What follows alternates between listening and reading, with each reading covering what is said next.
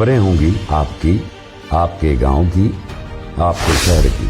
खबरें होंगी राजनीतिक गलियारों की, आपराधिक दुनिया की।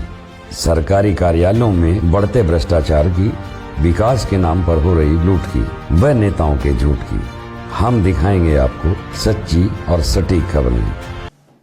नमस्कार सभी को। आप जानते हैं जैसा कि हमने 2017 में आंगनवाड़ी के वर्कर्स और हेल्पर्स का मानदेय बढ़ाया था और बढ़ाते वक्त कैबिनेट के थ्रू हमने बढ़ाया था। और जो सेमी स्किल्ड का जो मिनिमम वेज होता है उसके हिसाब से और जितने घंटे वो काम करते हैं 5.5 घंटे उसको काउंट किया जाता है। बेशक 4 घंटे 3.5 घंटे 5 घंटे करते हैं, लेकिन ऑन रिकॉर्ड जो 5.5 घंटे उस हिसाब से कैलकुलेट करके पिछली बार कैबिनेट के माध्यम से उनका मानदेय बढ़ाया गया था 2017 में। और अभी पिछले कुछ दिनों से आंगनवाड़ी वर्कर्स हेल्पर्स स्ट्राइक पर हैं।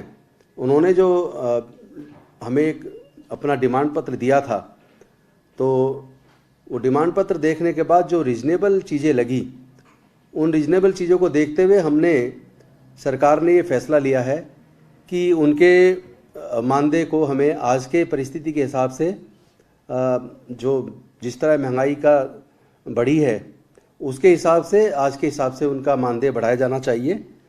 और अभी तक आंगनवाड़ी वर्कर को 9,678 रुपया हम लोग दे रहे थे और साथ में 200 रुपये उसको जो कम्युनिकेशन अलाउंस था, जो वो मोबाइल के माध्यम से जो पोषण आहार वितरण करते हैं उसका पूरा डाटा डालते हैं।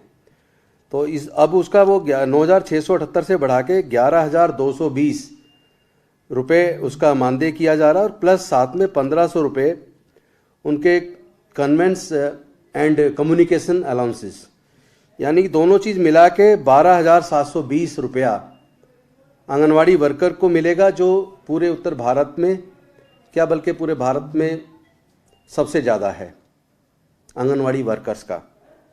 और हेल्पर्स को अभी तक 4,839 रुपये दिए जाते थे, जिसको बढ़ाते हुए 5,610 किया जा रहा है, प्लस साथ में 1,200 रुपये उनको भी ट्रांसपोर्टेशन कम्युनिकेशन अलाउंसेस दिया जा रहा है, जिसको बढ़ाने के बाद टोटल 6,810 रुपया आंगनवाड़ी हेल्पर को मिलेगा। और मैं समझता हूँ कि हमारी सरकार बेहद संवेदनशील है, हर मुद्दे पर बड़े गंभीरता के साथ लेती है।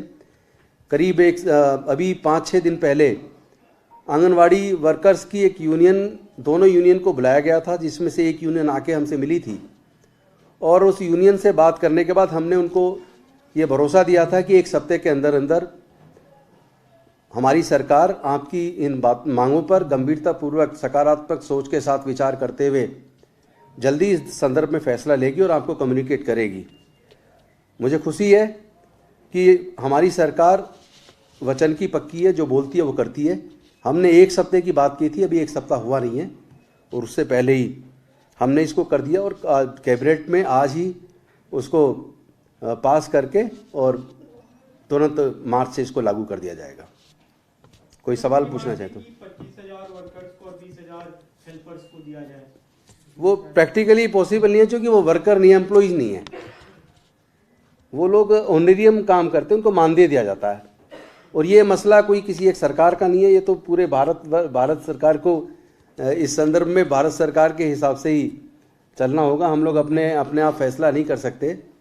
और लेकिन ये आज जो हमने किया है, अभी भी आप चेक कर लीजिए, अभी तक जो था वो हरियाणा का था, जो हरियाणा का अभी पिछले कुछ ही दिनों पहले, शायद 1 हफ्ते पहले हरियाणा की सरकार ने बढ़ाया है और हरियाणा के अंदर 12,661 आंगनवाड़ी वर्कर का किया गया है।